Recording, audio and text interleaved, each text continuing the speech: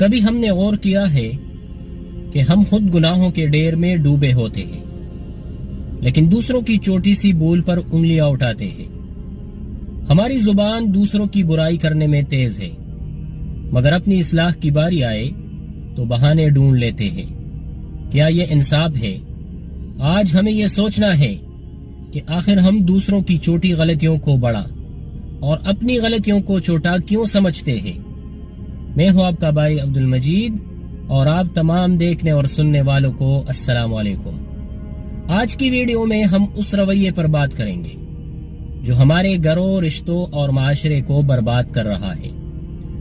ہم سب کو سب سے پہلے اپنے آپ کو دیکھنا چاہیے، لیکن ہم دوسروں کو دیکھنے میں اتنے مصروف ہیں کہ اپنی اصلاح کا وقت ہی نہیں نکالتے۔